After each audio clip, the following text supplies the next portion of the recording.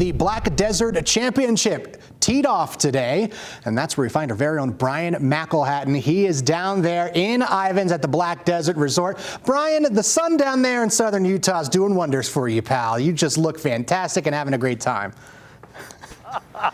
Listen, we're going to thank Brian Byerly and Ed Willits for the lighting setup here. It takes a miracle to pull this off, and boy, they sure did it. But I'll tell you what, pulling this endeavor off down here, the Black Desert Championship, is a huge deal. First time in 60 years. The PGA Tour has rolled through here, and the Black Desert Resort's big debut, really, is this week. Hey, we're snuggled up real close, Jordan, to the 19th green here. It is not included in competitive play, but if you come down here, this will be the last stop if you play around, and then you walk right into the hotel and grab yourself something to eat and drink, and that's how they have it set up. A beautiful place.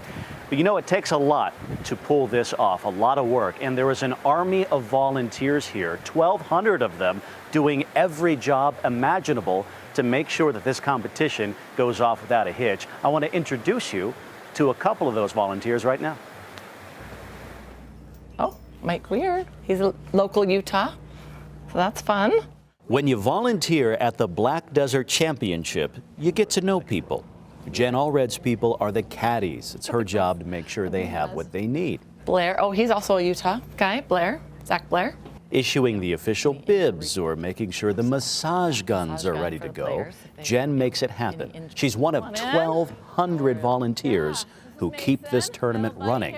I'm a hiker, remember? In the sun or here, behind the scenes, in the shade. This is the Caddy Lounge. They get to come and relax and enjoy the amenities here. Amenities are aplenty, like plush surfaces. We have these nice comfy couches. And a caddy's got to eat, too. And then food and drink for them all week long to keep them hydrated in this heat.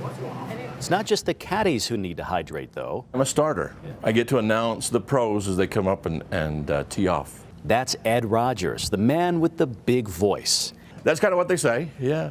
Ed says he doesn't feel a lot of pressure, but he's got to put in some prep work. Reading through the names, making sure I can pronounce them correctly, right? It's the stumbling that always gets you, and nobody wants to hear their name pronounced incorrectly. That's for sure. And Ed's happy to represent his hometown with his golden pipes.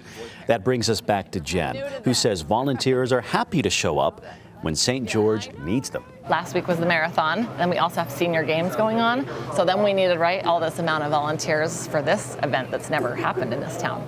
So we've needed a lot of volunteers, and everybody stepped up. You know, I think Jen probably had the best spot to work in earlier today. She was down there in the Caddy Lounge, the Caddy Cave as we coined it here. It's probably the coolest spot on the tour because you're out of the sun. It was a hot one today, but it's cooling off now and feeling really nice here at the Black Desert Resort. So that army of volunteers working to pull everything off. So we've talked about the volunteers. We have shown you the course. We've even talked to some of the players.